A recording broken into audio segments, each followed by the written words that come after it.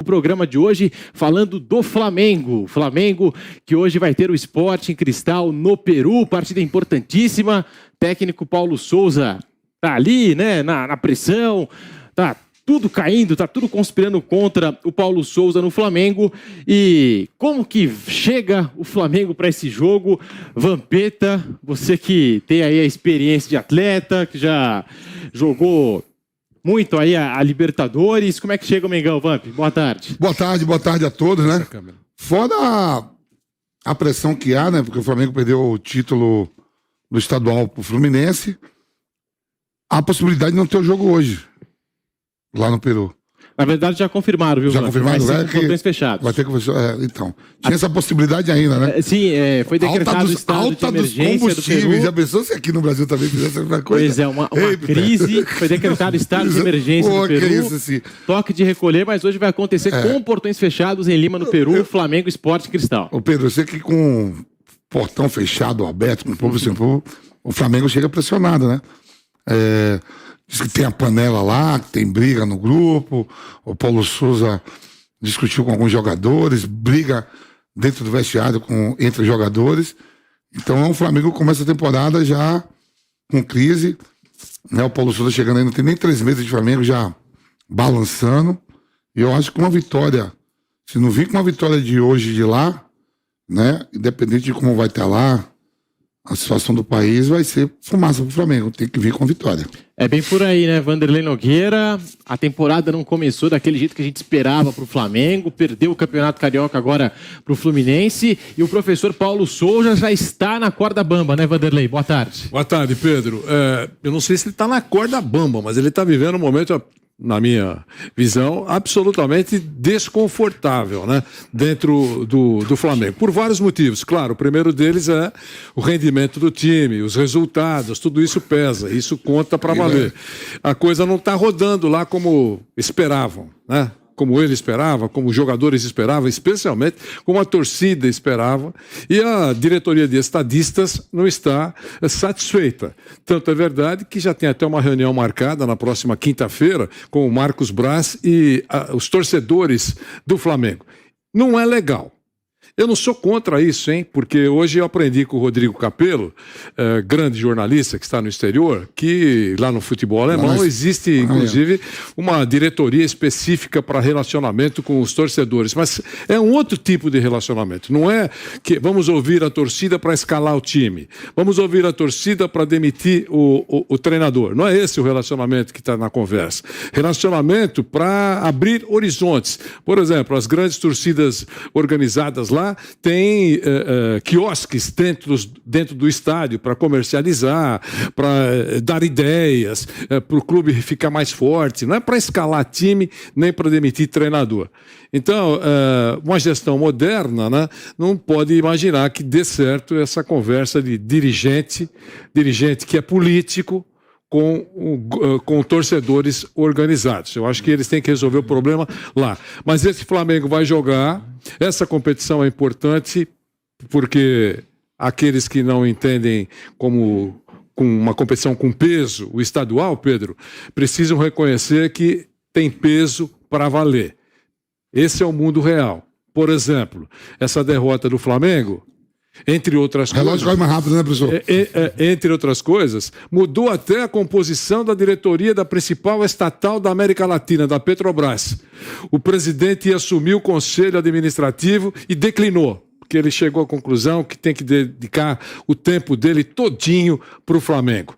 Veja, entre outras coisas, que uma vitória, uma derrota no estadual, que não é muito importante. Veja o que provocou, Pedro Marques. É verdade, é jogo grande, é estreia de Copa Libertadores. Concordo que corda bamba é um pouquinho de exagero, começo de temporada ainda, mas que o clima tá estranho, tá.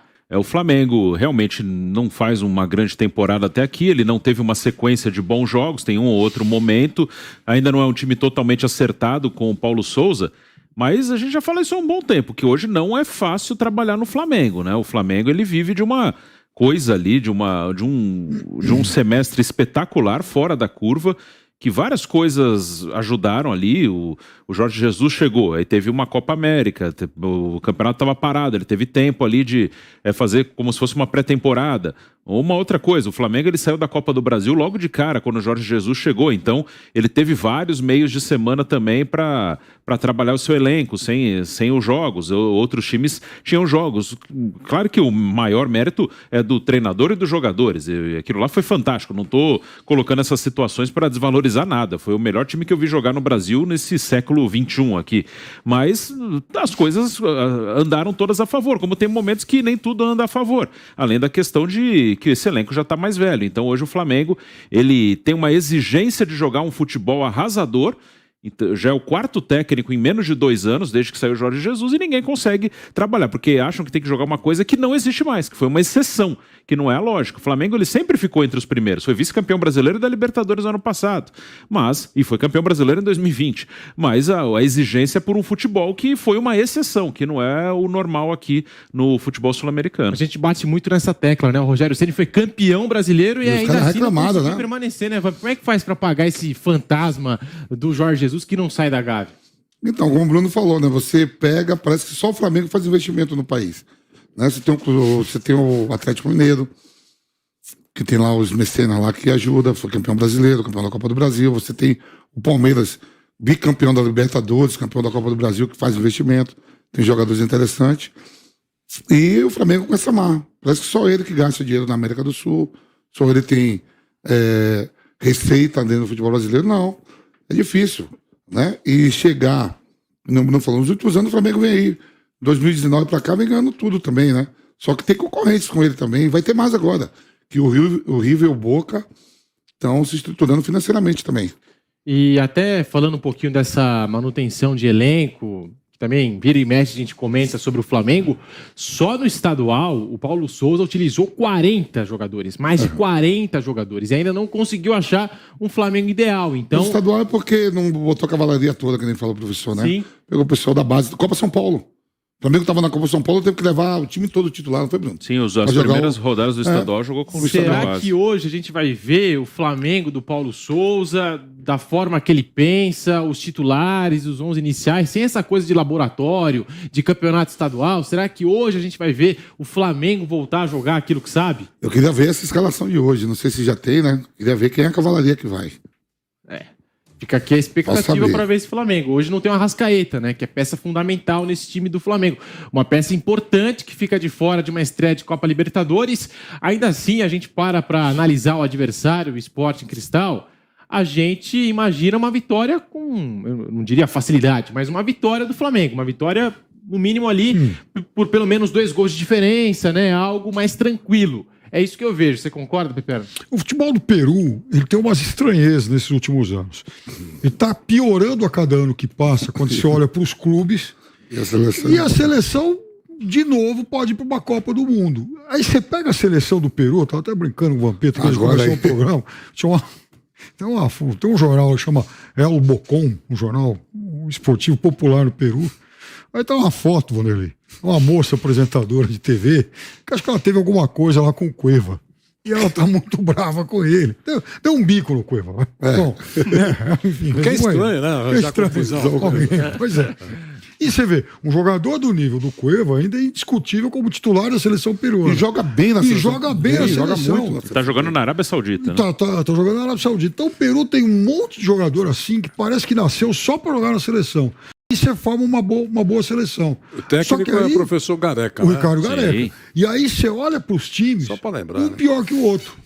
É um negócio estranho, meio inexplicável. Mas olha esse time. Vampeta pediu aí a provável escalação do Flamengo. Já tá aqui na tela com Hugo ou Santos. Aí fica essa dúvida em definição. 3 zagueiros. Gustavo Henrique ou Fabrício Bruno. Davi Luiz. Felipe Luiz. Também tem muita discussão em cima do Felipe Luiz. Se ele ainda tem condição de ser titular nesse time do Flamengo. Aí tem Gomes, Arão ou Thiago Maia, né? A dupla de volantes. Ou Thiago Maia ou Arão. Pelas alas, Mateuzinho e Lázaro. E na frente, Everton Ribeiro, na ausência do Arrascaeta, Bruno Henrique e Gabi. Ou Gabigol, não tem mais essa história de Gabigol. Ele prefere ser chamado de Gabi a partir de agora. Então tá aí um provável Flamengo. Você pediu o Vamp, gostou do time.